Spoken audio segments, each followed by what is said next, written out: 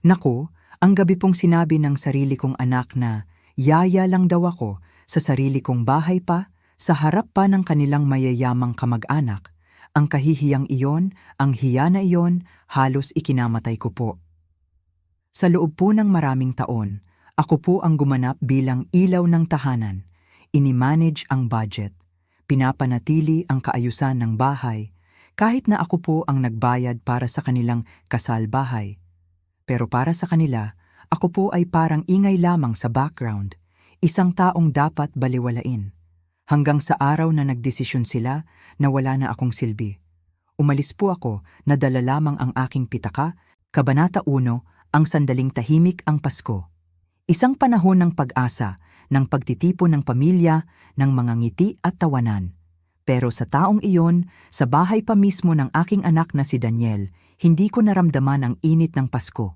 Hindi ko naramdaman ang saya. Ang tanging naramdaman ko ay ang pagbabago, ang pag-iiba. Nandun kami, sa bahay nila Daniel at Lauren, sa isang tahimik na subdivision sa labas ng Maynila. Yung mga bahay na may magkakaparehong kulay, may maayos na mga halamanan at mga mailbox na laging magkakapareho. Sa labas, bumubuhos ang ulan, mahina lang, pero sapat na para basain ang lahat. Sa loob naman, ang bango ng lechon, ng mga kandilang may cinnamon. Dapat sana mainit. Dapat sana ligtas. Pero hindi. Ang pangalan ko po ay Elena Reyes, 69 taong gulang na po ako. At sa gabing iyon, nakasuot ako ng isang simpleng blusa na gawa sa seda na matagal ko ng pag-aari. Nakaupo sa mahabang lamesa, pinagmamasdan ng aking pamilya, nagdiriwang ng isang bagay na hindi ko pa maintindihan.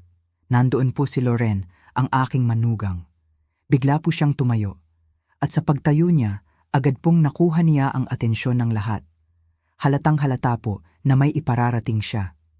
5 buwan po siyang buntis. Sakto ang buhok, sakto ang ngiti, at nakalagay ang isang kamay sa kanyang tiyan, parang simbolo ng kanyang kapangyarihan. Tumaas siya ng kaunti ng kanyang baso at kinatok ito ng kutsara. Ang mahinang tunog, ang tunog na clink na iyon, nagpatigil sa lahat ng ingay sa buong silid. Si Daniel, anak ko, tiningnan siya na may paghanga. Yung uri ng paghanga na ginagamit niya noon para sa akin nung siya'y bata pa. Huminto ang lahat ng usapan. Kahit ang mga bata, naramdaman din. Natigilan din sila sa kanilang paglalaro. Gusto ko lang po sanang sabihin ng isang bagay bago tayo kumain, sabi ni Lauren. Mahinahon ang boses, may kumpiyansa, sanay na sanay. Espesyal po ang Paskong ito. Hindi lang po natin ipinagdiriwang ang mga piyesta. Ipinagdiriwang po natin ang isang bagong kabanata. Tumigil siya sandali, hinayaan na manatili ang mga salita. Sa pagdating ng aming sanggol, nagkaroon kami ni Daniel ng maraming seryosong pag-uusap tungkol sa responsibilidad, tungkol sa istruktura, tungkol sa katatagan. At doon po, naramdaman ko ang paghigpit ng aking sikmura. Kaya naman po, gumawa kami ng isang desisyon, patuloy niya. Simula po ngayon, ako na po ang mangangasiwa sa lahat ng pinansyal ng pamilya. Isang bulong ng pag-apruba ang umikot sa mesa. Tama nga, sabi ng isa. Siya po ay organisado, dagdag pa ng isa. Ngumiti si Lauren at pagkatapos ay ibinaling ang kanyang mga mata sa akin. Hindi po mainit, hindi rin po mabait. Nag-e-evaluate, nag-iisip. Elena, sabi niya, gamit ang pangalan ko. Gaya ng ginagawa ng mga tao kapag gusto nilang magmukhang mahinahon pero hindi naman talaga. Ngayong umaga, kinansela na po namin ang credit card ninyo para po sa ikabubuti ninyo. Ang mga salitang iyon tumama sa mesa, mas malakas pa sa isang kamao, na natili siyang nakangiti. Kung may kailangan po kayo, syempre, pwede ninyo lang pong tanungin si Daniel. Tumango ang anak ko, mabagal, parang lahat ay makatuwiran. Sa paligid namin may mga baso na itinaas. May tumawa ng hindi komportable. May nagsabi, sa totoo lang, maganda yan. Ang mga matatanda, naluloko. Hindi na masyadong matalas ang isipan. Tiningnan ko ang mga kamay ko. Matatag naman sila. Nagulat ako. Sa sandaling iyon, akala ko iiyak ako, o sisigaw, o tatayo at aalis.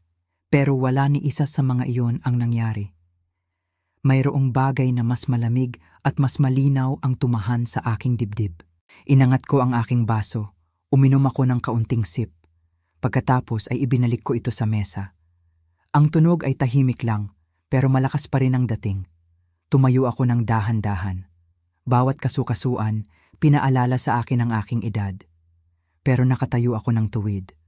Tumingin ako ng diretso sa aking anak, sa batang lalaki na pinalaki ko mag-isa sa Manila pagkatapos mamatay ng kanyang ama. Ang batang lalaki na minsan natutulog sa tabi ng ingay ng mga makina at nangako sa akin na palagi niya akong ipagtatanggol. Ngumiti ako. Daniel, sabi ko, mahinahon. Hindi mo talaga alam, ano? Nawala ang kanyang ngiti. Tumahimik ulit ang buong silid. Ngayon, walang nagsalita. Nagkunot ang noo ni Lauren, naguguluhan. Mayroon ng kaunting pag-aalala ang bumalot sa kanyang mukha. Alam ang ano? Tanong ni Daniel. Hindi ako sumagot dahil para maintindihan kung bakit natigilan ang buong silid dahil sa tanong na iyon, kailangan mong malaman kung sino talaga ako. At para malaman iyon, kailangan mong bumalik sa isang taglamig sa Manila halos 4 na dekada na ang nakalipas, kung saan wala akong anuman kundi utang, kalungkutan at isang desisyon na magbabago sa lahat. Kabanata 2, Mga alaala ng taglamig sa Maynila. Upang lubos ninyong maintindihan kung sino talaga ako, kailangan ninyong balikan ang mga araw na nagluluksa ang aking puso. Kailangan ninyong malaman kung paano ako nag-umpisa, kung paano ako lumaban, kung paano ako bumangon, kahit pa sinasabi ng iba na wala ng pag-asa. Halos 4 na dekada na ang nakalilipas. Ako po ay isang dalaga pa lamang, may asawa, may pangarap at may sanggol sa aking sinapupunan. Pero isang taglamig sa Maynila, iyon ang nagpabago sa lahat. Hindi ko makalimutan ang lamig ng hangin, ang amoy ng usok ng mga sasakyan sa daan. Hindi ko makalimutan ang pag-iyak ko, mag-isa, sa isang ospital sa may bandang Santa Cruz. Doon ko nalaman na hindi na babalik ang aking asawa. Ang pangalan po niya ay Ricardo. Ricardo Santos. Nagtatrabaho siya sa gabi sa isang pabrika ng bakal sa labas lamang ng lungsod. Mahaba ang mga shift, mapanganib ang mga makina, pero tapat ang kanyang trabaho. Pero sa taglamig na iyon, isang mechanical failure ang naganap. Natagpuan siya na durog ang katawan bago pa man dumating ang ambulansya. Wala na siyang buhay. 7 buwan po akong buntis. Naalala ko pa, paglabas ko ng ospital, wala akong suot na coat. Nakalimutan ko. Hindi ko man lang inisip, parang naguguluhan ang aking isipan. Naisip ko, kung hihinto ako sa paglakad, baka hindi na ako makapag-umpisa ulit. Kaya naglakad ako, 1 block, pagkatapos 1 pa. Hanggang sa hindi na kinaya ng aking mga paa. Umupo ako sa isang bangko, sa may daan, sa isang terminal ng bus. Malamig, matigas, at inilagay ko ang aking mga kamay sa aking tiyan. Hindi ko alam kung paano, bulong ko sa sanggol sa aking sinapupunan. Pero ililigtas kita. 2 linggo pagkatapos noon, dumating ang mga bayarin. Mga gastusin sa ospital, mga gastos sa libing, isang paalala mula sa bangko na nagpapaalala sa akin na si Ricardo ay pumirma sa isang utang para sa mga kagamitan na hindi na namin kayang bayaran. Isang sulat pa, nagbabala na kung hindi mababayaran ang mga utang, ang aming munting bahay na inuupahan ay kukunin bilang kabayaran sa aming mga utang. 29 na taong gulang po ako noon. Wala akong diploma sa kolehiyo, walang ipon, wala na ring magulang na tutulong sa akin. Ang meron lang ako ay isang lumang toolbox na iniingatan ni Ricardo sa garahe at isang kakayahan na hindi napapansin ng karamihan. Marunong ako sa mga makina. Bago ko nakilala si Ricardo, nagtatrabaho ako sa pag-aayos ng mga makinang pang-industriya sa mga maliliit na tindahan ng damit. Mga lumang kagamitan, mga kalawangin na gear, mga sinturon na biglang pumuputok ng walang babala. Hindi po maganda ang trabaho, pero magaling ako. Naiintindihan ko kung paano nasisira ang mga sistema at kung paano ko gagawin itong gumana ulit. Pagkapanganak kay Daniel, dinala ko siya sa isang bahay na halos walang init, at ang mga cabinet, kapag isasara mo, ay may parang echo. Natutulog ako ng 2 oras lang sa gabi.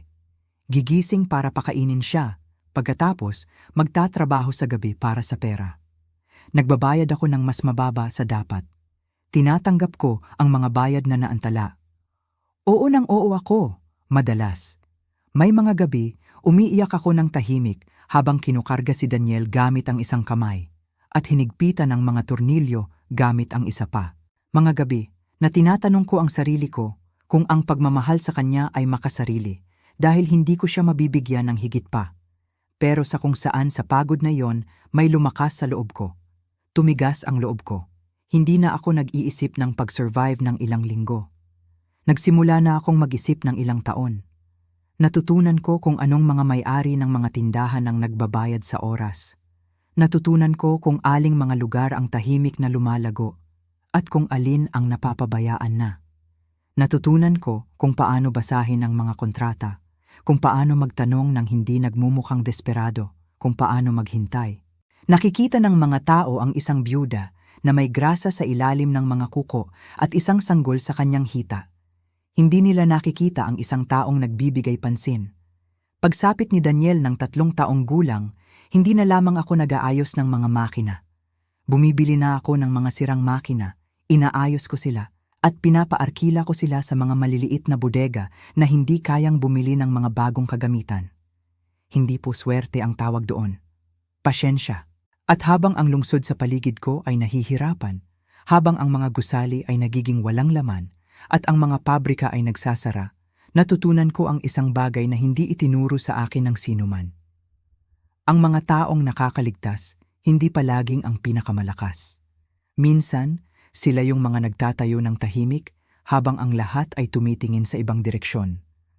At ako po, kakatapos ko palang mag-umpisa. Kabanata 3. Ang simula mula sa kahon ng gamit.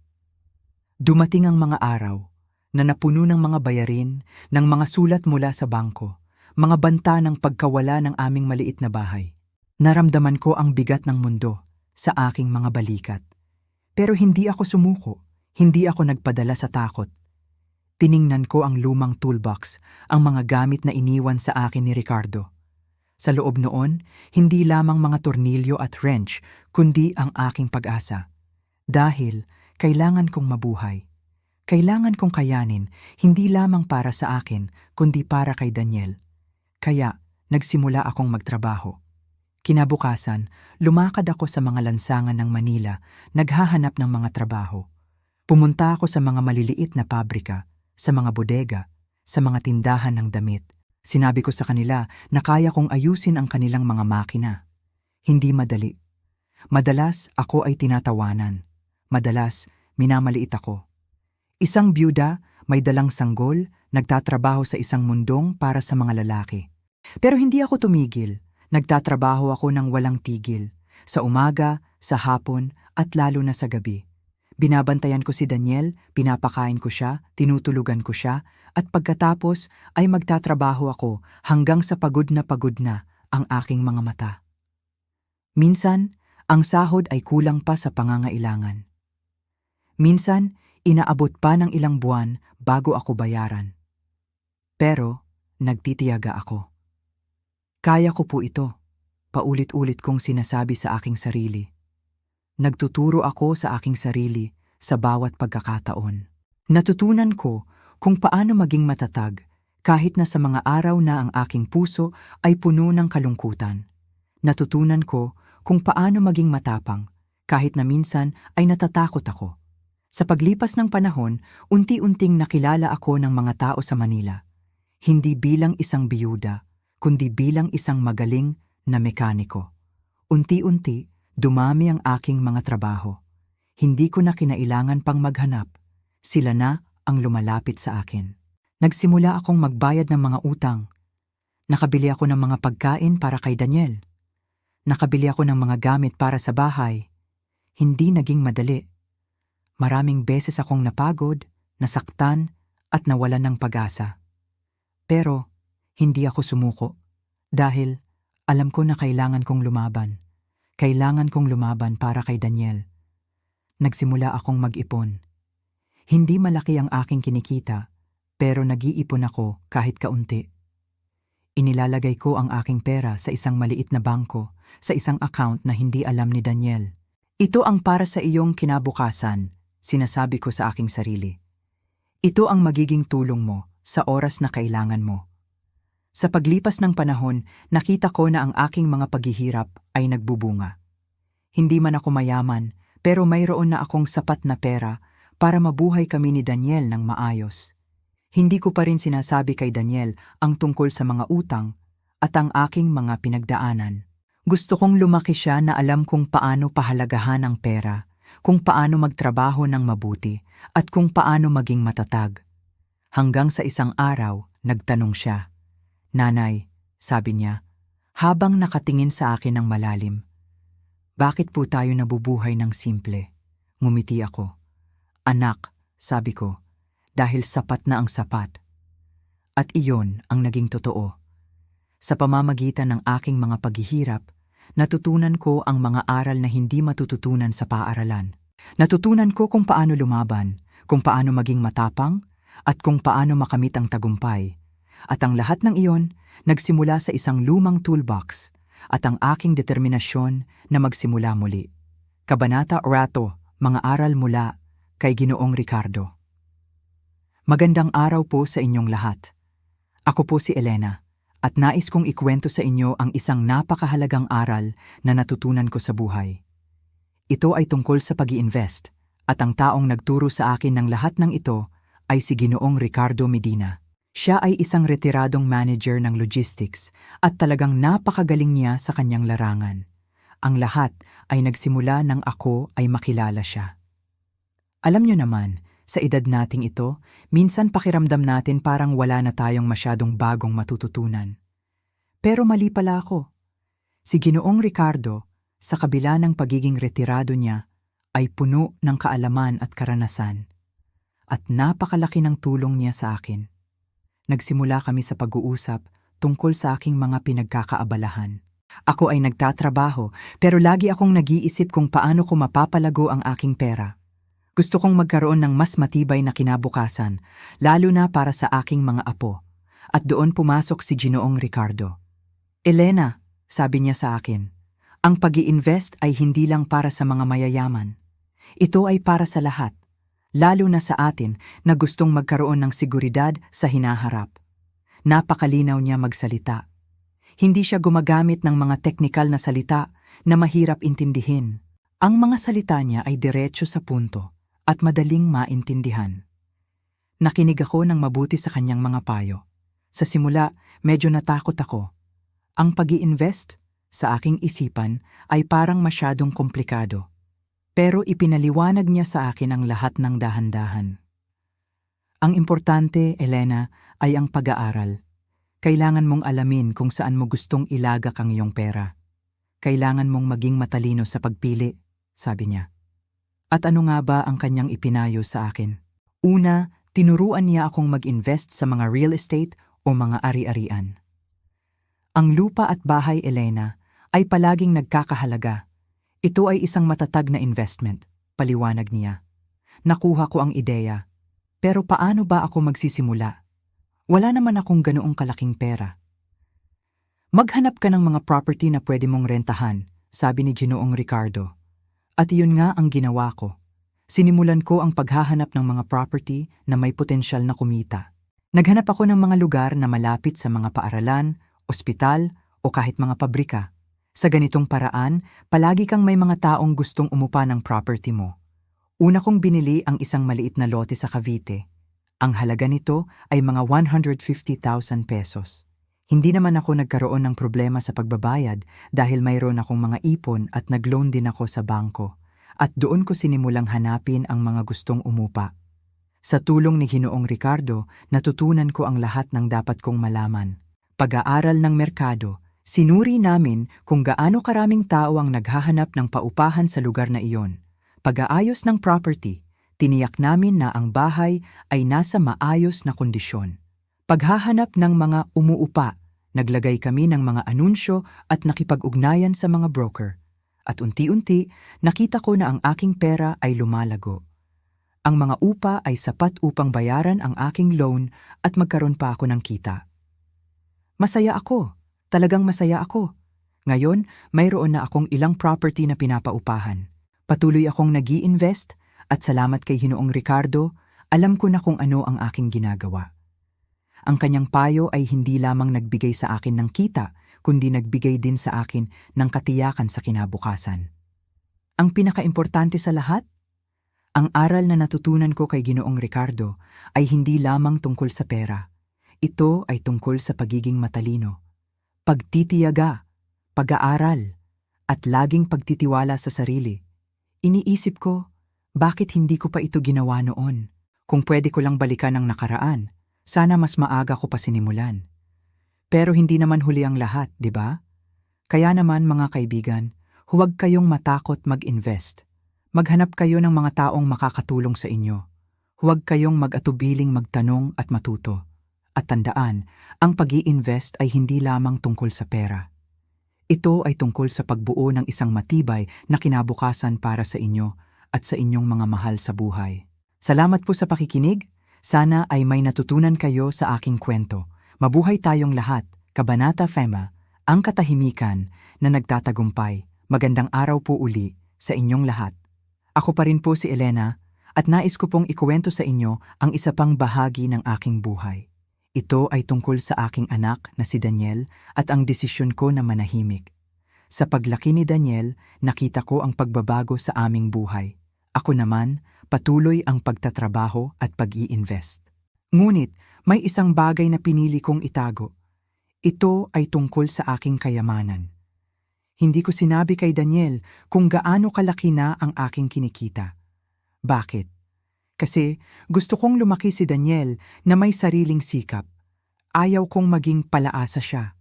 Gusto kong matuto siyang magtrabaho ng mabuti at magsumikap para sa kanyang mga pangarap. Inisip ko, kung malalaman niya ang aking yaman, baka mawalan siya ng ganang magtrabaho. Baka hindi na niya maramdaman ang hirap ng buhay at hindi na niya pahalagahan ang pera. Kaya, nanahimik ako. Sinikap ko ring mamuhay ng simple. Kahit na kaya ko nang bumili ng mas magagandang damit o lumipat sa mas malaking bahay, nanatili pa rin ako sa dati kong pamumuhay. Sa bahay namin, kahit papaano, kami ay namumuhay ng masaya. Minsan, nakakarinig ako ng mga bulong-bulungan. May mga nagsasabi na, ay, walang ganong pera ang nanay niya. Hindi naman mayaman ang pamilya nila. Hindi naman ako nagagalit. Hindi ako nagagalit. Kasi alam ko kung ano ang aking ginagawa. Alam ko kung ano ang tunay na mahalaga. Ang importante sa akin ay ang kapakanan ni Daniel. Kung kailangan kong magkunwari na mahirap ako para lang maprotektahan siya, gagawin ko. Minsan, nagtataka si Daniel. Tinatanong niya ako, Nay, bakit po tayo hindi bumibili ng ganito? Bakit po hindi tayo kumakain sa mamahaling restaurant? Ang lagi kong sagot, Anak, mas mahalaga ang maging simple. Hindi kailangan ng maraming bagay para maging masaya. At totoo naman, ang kasiyahan ay hindi nakukuha sa pera. Ang tunay na kaligayahan ay nasa pagmamahalan ng pamilya, sa kalusugan at sa pagtulong sa iba. Mahirap, minsan, ang magpanggap. Lalo na kung alam mo na mayroon ka naman, pero hindi mo maipakita. Pero kinakaya ko. Kinakaya ko para kay Daniel. Alam kong minsan, hindi niya ako maiintindihan. Pero umaasa ako na darating ang panahon na maiintindihan niya ako. Na maiintindihan niya kung bakit ko ginawa ang lahat ng ito. Ang aking layunin ay para lumaki siyang may paninindigan, may respeto sa sarili, at hindi natatakot humarap sa hamon ng buhay. Ang pagtatago ko ng aking kayamanan ay parang isang vanguard, isang proteksyon laban sa mga tukso, sa pagiging tamad at sa pagiging palaasa. Sa aking pagtatrabaho, palagi kong iniisip ang kinabukasan ni Daniel. Gusto ko siyang maging isang mabuting tao, isang taong may takot sa Diyos, isang taong marunong tumulong sa kapwa. Kaya kahit na napakahirap ng ginagawa ko, masaya ako. Dahil alam kong ito ay para sa ikabubuti ni Daniel. Ang katahimikan, minsan, ay may malaking kapangyarihan. Minsan, ang pagtatago ng ating mga lihim ay para maprotektahan ang mga taong mahal natin. Hindi ko na ikukwento ang kung anong nangyari sa paglaki ni Daniel. Pero ipinapangako ko, may susunod pa tayong kwentuhan. Pero sa ngayon, ito muna ang aking maibabahagi sa inyo. Salamat po sa pakikinig. Sana ay may natutunan kayo sa aking kwento. Mabuhay tayong lahat. Kabanata 2. ang tadhana at ang pagkikita. Magandang araw po uli sa inyong lahat. Ako pa rin po si Elena at ngayong araw gusto ko pong ikuwento sa inyo ang tungkol sa pag-ibig. Tungkol sa pag-ibig na nagdala ng bagong miyembro sa aming pamilya, ngunit nagdala rin ng mga alalahanin sa aking puso. Ang kwento ay nagsimula nang makilala ni Daniel si Loren. Naku, ang puso ng isang ina, di ba? Masayang-masaya ako para sa kanya. Nakita ko ang ngiti sa kanyang mga labi. Ang mga mata niya'y kumikinang tuwing binabanggit niya ang pangalan ni Loren. Siyempre, bilang isang ina, gusto ko siyang makilala. Gusto kong makita kung sino ang babaeng nagpapasaya sa aking anak. At dumating nga ang araw na nagkakilala kami ni Loren. Sa unang tingin, mukhang mabait naman siya. Maganda, matalino, at mahinhin kong magsalita. Pero, sa puso ko may kakaiba akong nararamdaman. Hindi ko maipaliwanag. Parang may kulang, parang may hindi ko gusto. Nakita ko ang mga mata niya. Mapupungay, ngunit mayroong kakaibang ningning. Isang ningning na hindi ko gusto. Medyo matagal kaming nagkausap. Nalaman ko ang kanyang mga hilig, ang kanyang mga pangarap. Sabi niya, gusto niyang maging matagumpay. Gusto niyang magkaroon ng magandang buhay. Walang masama doon. 'Di ba? Lahat naman tayo, ganoon ang pangarap. Pero nakita ko ang ambisyon sa kanyang mga mata. Hindi lang simpleng pangarap, kundi isang gutom, isang pagkauhaw sa kayamanan at katanyagan. At hindi ako natuwa doon. Nagsimula akong magtanong-tanong. Sinubukan kong alamin ang tungkol sa kanyang nakaraan. Nalaman ko ang ilang bagay na hindi ko nagustuhan. Mga kwento tungkol sa kanyang mga dating relasyon. Mga kwento tungkol sa kanyang pag-uugali. Mga kwento na nagpabigat sa aking puso. Hindi naman ako nanghihimasok. Hindi ako basta-basta naniniwala sa mga sabi-sabi. Pero hindi ko maalis sa aking isipan ang mga nakita ko, ang kanyang ambisyon, ang kanyang pagmamadali, ang mga kwento tungkol sa kanya. Kumbaga, may mga senyales na hindi ko maintindihan. Naging alerto ako. Nag-ingat ako. Naging mas maingat ako kay Daniel. Hindi ko siya pinigilan, pero lagi ko siyang pinapaalalahanan. Anak, maging maingat ka. Kilalanin mo muna ang isang tao bago ka magtiwala, sabi ko sa kanya. Medyo nagtataka siya sa akin. Hindi niya maintindihan kung bakit ako ganun. Pero alam kong mahal niya ako at pinapakinggan niya ako. Medyo nag-aalala ako. Nag-aalala ako para kay Daniel. Natatakot ako na baka hindi niya makita ang tunay na kulay ni Loren. Natatakot ako na baka masaktan siya. Gusto kong protektahan siya. Gusto ko siyang ilayo sa anumang kapahamakan. Kaya naman, nanatili akong alerto. Patuloy akong nag-obserba. Patuloy akong nag-aaral sa kanyang ugali. Alam ko, mahirap ang ganitong sitwasyon. Lalo na't nakikita mong masaya ang iyong anak. Pero bilang isang ina, kailangan mong gawin ang lahat para sa kanyang kapakanan. Kahit na minsan, masakit sa puso. Kahit na minsan, kailangan mong maging masungit. Kahit na minsan, kailangan mong maging kontrabida sa kwento ng pag-ibig ng iyong anak. Dahil ang pag-ibig, hindi palaging puro saya. Minsan, may kasama rin itong panganib. At bilang isang ina, ang aking tungkulin ay protektahan ang aking anak sa lahat ng panganib. Kaya naman, ang pagkikita namin ni Loren ay isang tadhana. Isang pagkakataon. Isang pagkakataon para alamin kung ano talaga ang nasa likod ng kanyang mga mata. Isang pagkakataon para protektahan ang aking anak. At ang kwento namin ay hindi pa tapos. Abangan niyo po ang susunod na kabanata. Salamat po, Kabanata 7. Unti-unting paglitaw ng plano. Magandang araw po uli sa inyong lahat. Ako pa rin po si Elena at ngayong araw gusto kong ikuwento sa inyo ang tungkol sa mga pagbabago na unti-unting nangyari sa aming buhay. Ito ay tungkol sa mga senyales na nakita ko at kung paano naging mas mapanganib ang sitwasyon. Matapos ang pagkikita namin ni Loren, napansin ko ang mga kakaibang pag-uugali niya. Sa simula, hindi naman halata. Mukha pa rin siyang mabait at maalaga kay Daniel. Pero unti-unti, nagsimula siyang magtanong. Nagtanong siya tungkol sa aking trabaho. Nagtanong siya tungkol sa aming mga ari-arian. Mga tanong na hindi naman masama, pero may kakaibang tono ang mga tanong niya. Parang may interes na hindi ko maintindihan. Nagsimula siyang magbigay ng mga suggest.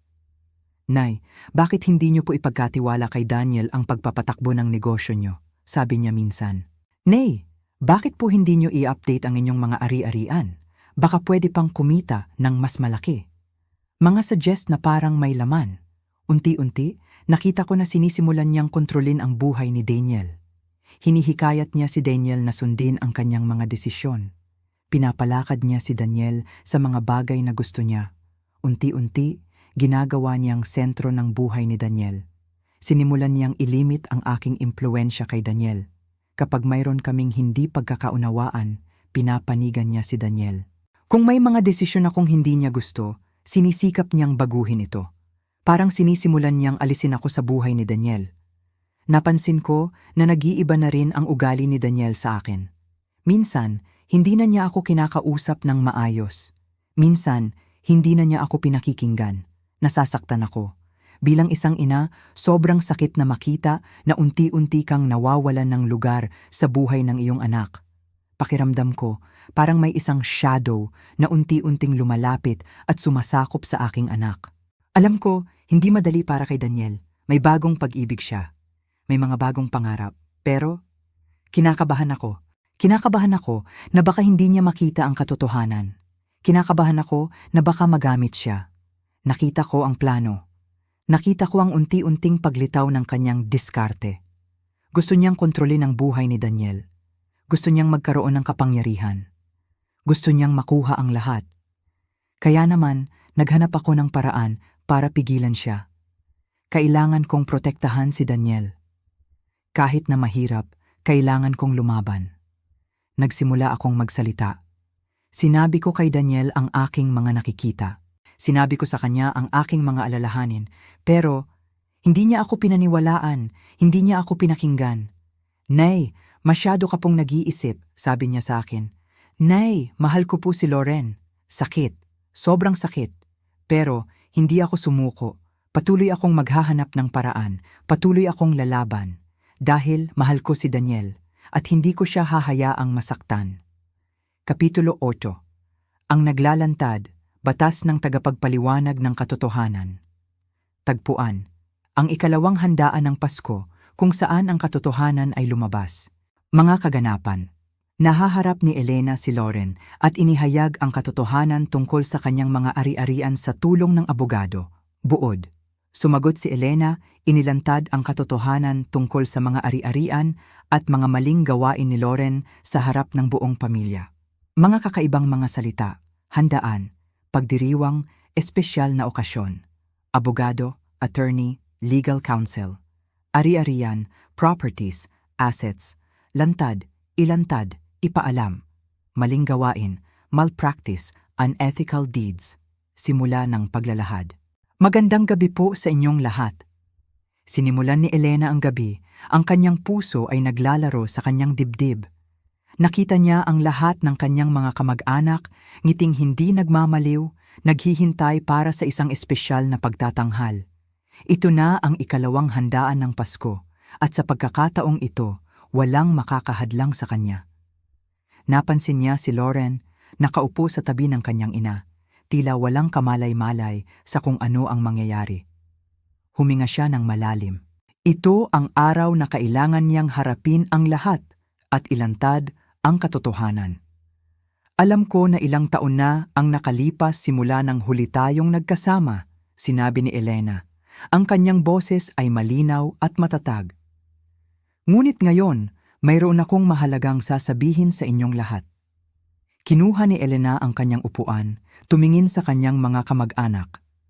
Bawat mata ay nakatuon sa kanya. Sa loob ng maraming taon, ako ay tahimik. Tinanggap ko ang lahat ng sinabi at ginawa ni Loren sa akin. Akala ko, ang katahimikan ang pinakamagandang solusyon. May ilang nagkatinginan. Ilang nagtatanong ang tingin sa mga mata. Ngunit hindi na ako mananahimik pa. Huminahon ang kanyang boses at siya'y nakita ang isang ngiti ng pagiging kampante. Tinuro ni Elena si Loren.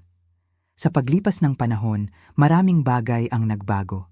At ang totoo, mayroon akong abogado na sasaksi sa akin. Lumapit ang isang lalaki sa kanyang tabi. Isang abogado na handang magbigay ng suporta. Ipinagtatrabaho ko ang lahat ng ito, sabi ni Elena, tumingin sa kanyang abogado. Siya ay nagtulungan upang maipakita ang katotohanan. Sa nakalipas na mga taon, nagpatuloy si Elena. Si Lauren ay gumawa ng maraming bagay na hindi katanggap-tanggap. Ginawa niya ang lahat para makuha ang aking mga ari-arian. Ginawa niya ang lahat para sa kanyang sariling kapakanan. Biglang nagulat si Lauren. Ang kanyang mga mata ay nanlaki, ang kanyang mukha ay pumutla. Hindi niya inaasahan ito. Ang mga ari-arian na ito, ipinaliwanag ni Elena, ay minana ko mula sa aking mga magulang. Ito ang aking pinaghirapan, ngunit sinubukan niyang agawin ito sa akin.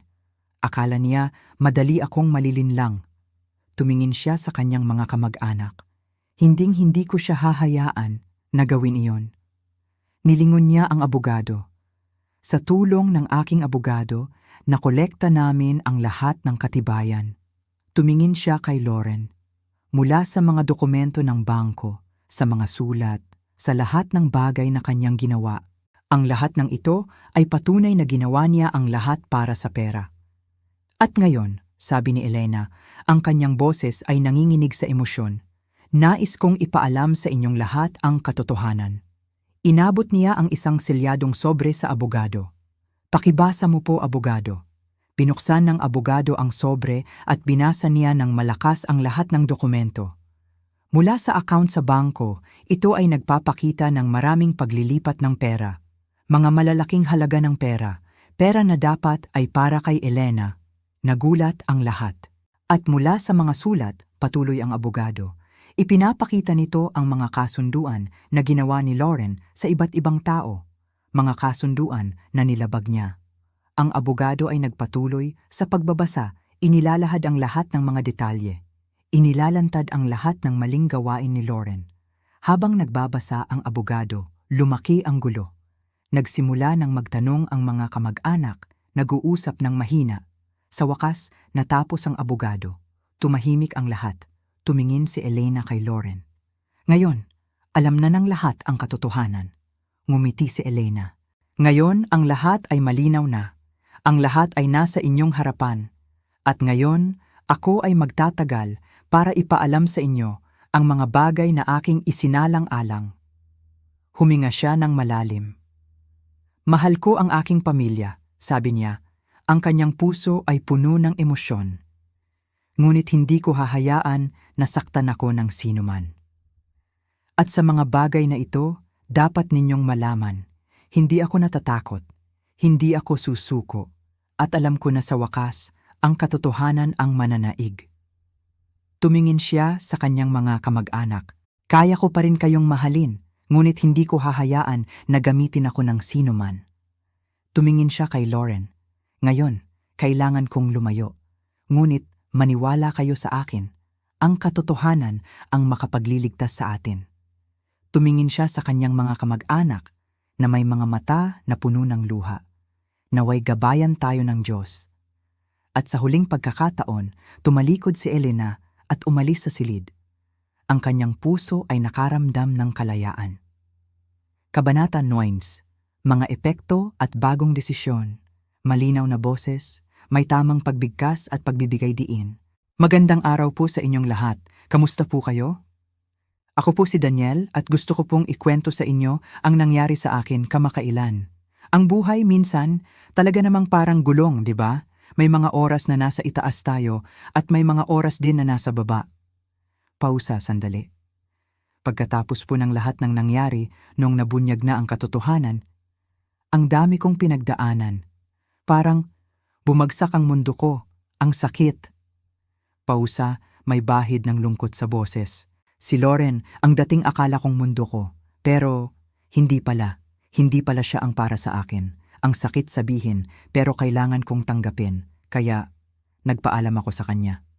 Pausa, para bigyan ng oras ang tagapakinig na matunaw ang pangyayari. Pausa, pausa. Alam niyo po, mahirap ang desisyon na iyon. Ang daming pinag-isipan. Pero, kailangan. Para sa akin, para sa hinaharap ko, para sa kapayapaan ng puso ko. Pausa. Ang nanay ko, si Elena, alam niyo, siya talaga ang lakas ko. Hindi niya ako iniwan. Bagkus, tinulungan niya ako. Sinabihan niya ako, "Anak, huwag kang mag-alala. Magiging maayos din ang lahat. Kayang-kaya natin to." Pausa, may ngiti sa boses. Napakalaking tulong po ng mga salitang iyon. Parang binuhusan ako ng bagong pag-asa. Pausa. Kaya naman, nagpasya kami ni nanay na bumuo ng bagong buhay. Isang buhay na mas matatag, mas puno ng pagmamahalan at mas may katuturan. Pausa. Nagsimula kami sa pagpaplano. Ano ba ang gagawin namin? Paano kami magsisimula muli? Pausa. Nag-iisip. Naalala ko pa, sabi ni nanay, "Daniel, kailangan nating maging matatag. Kailangan nating magtrabaho ng mabuti. At higit sa lahat, kailangan nating magtulungan." Pausa. At yun nga po ang ginawa namin. Naghanap ako ng trabaho. Nag-aral ako muli. Si nanay naman, patuloy na nag-aalaga sa akin at sumusuporta sa mga desisyon ko. Pausa.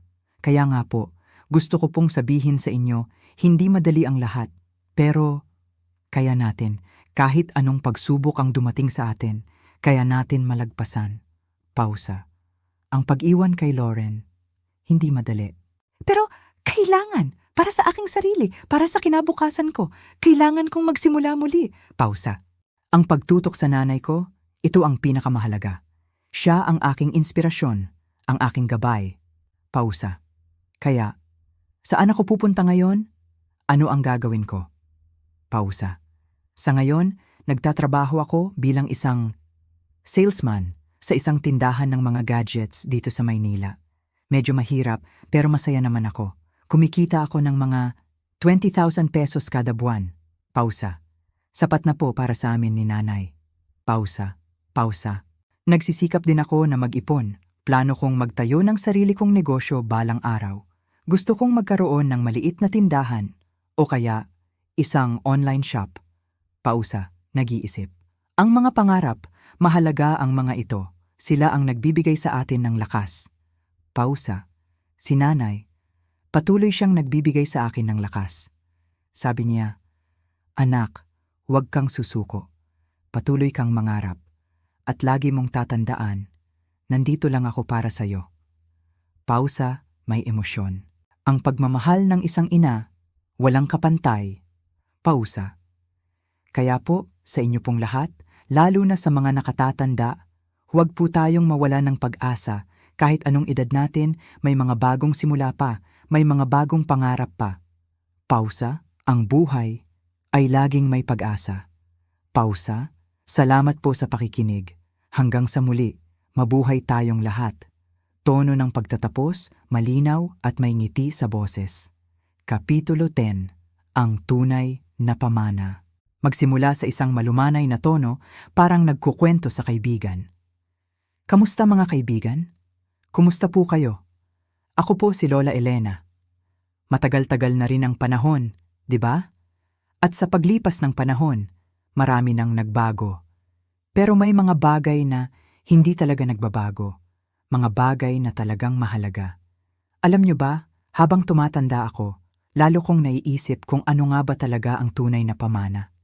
Hindi yung kayamanan na nakikita, hindi yung mga ari-arian, kundi yung mga bagay na naiwan natin sa mga taong mahal natin. Sandali, mag-isip. Sa simula pa lang, nakita natin si Daniel, ang aking apo, lumalaki. Ang bilis nga ng panahon, parang kahapon lang, umiiyak pa siya sa kandungan ko. Ngayon, malaki na siya, may sarili ng pamilya. At ako, patuloy pa rin sa paghahanap ng paraan para mabigyan siya ng isang magandang kinabukasan. Pabago-bago ang tono, parang may naalala. Naalala ko pa nung nag-umpisa akong mag-isip tungkol sa kung ano ang pwede kong gawin. Siyempre, ang unang naiisip natin, pera. Pero hindi sapat ang pera, di ba? Kaya naisip ko, bakit hindi ako tumulong sa mga kababaihan na hirap sa buhay? Sa mga nanay na nag-iisa, sa mga may problema sa pamilya. Naisip ko, Lola Elena, kaya mo yan. Mayroon kang kaalaman, mayroon kang karanasan. may pagmamalaki sa boses. Kaya nag-invest ako sa kanila. Tinuruan ko sila kung paano magtayo ng negosyo, kung paano humawak ng pera, kung paano maging matatag. Para sa akin, ang pagtulong sa kanila ay isang malaking bagay, isang napakagandang pamana. Dahil natutulungan ko silang tumayo sa sarili nilang mga paa, ngumiti. At syempre, ang pinakamahalaga sa lahat, gumawa ako ng isang trust fund para kay Daniel. Hindi naman kalakihan, mga P500,000 gear. Pero sapat na para sa kanya para magkaroon ng magandang umpisa sa buhay. Hindi man ganun kalaki, pero ito ay sapat para maumpisahan niya ang kanyang mga pangarap. Ito ay mahalaga. Pero alam niyo ba, ang pinakamahalagang pamana na gusto kong iwan kay Daniel ay hindi pera, hindi ari-arian, kundi ang mga halaga na itinuro ko sa kanya. Ang pagiging mabait, ang pagiging mapagbigay, ang pagiging matapat. Nag-isip muli. Kaya naman, itinuro ko sa kanya ang mga bagay na alam kong mahalaga. Ang pagmamahal sa pamilya, ang pagpapahalaga sa kapwa, ang pagtulong sa mga nangangailangan. Ito ang tunay na kayamanan, di ba? Lalo pang tumitindi ang damdamin. Naisip ko, ang mga bagay na ito, ang mga halaga na ito, ang magiging pamana ko sa kanya. At ito ang magiging gabay niya sa pagharap sa buhay. Ito ang magiging pundasyon niya sa pagtatagumpay. Ito ang tunay na pamana ko. Bumuntong hininga, malumanay. Kaya, sa paglipas ng panahon, patuloy pa rin akong gumagawa ng mabuti. Patuloy akong tumutulong sa iba. Kasi alam ko, sa pagbibigay, mas lalo tayong nabubuhay. At ito ang gusto kong ituro kay Daniel. Ngumiti. Kaya, mga kaibigan, tandaan natin, ang tunay na pamana ay hindi yung nakikita, hindi yung ari-arian, kundi ang mga halaga na itinuturo natin sa mga mahal natin sa buhay. At ang paggawa ng kabutihan para sa iba. Ito ang tunay na diwa ng buhay. Magtapos sa isang mapagbigay na tono.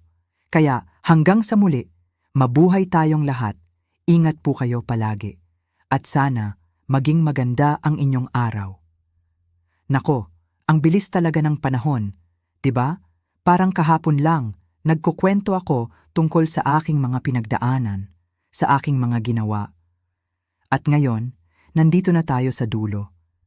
Pero hindi naman talaga dulo, no? Ito ay simula pa rin. Simula ng bagong araw, simula ng bagong pag-asa. Mag-isip sandali. Naalala ko pa nung bata pa ako.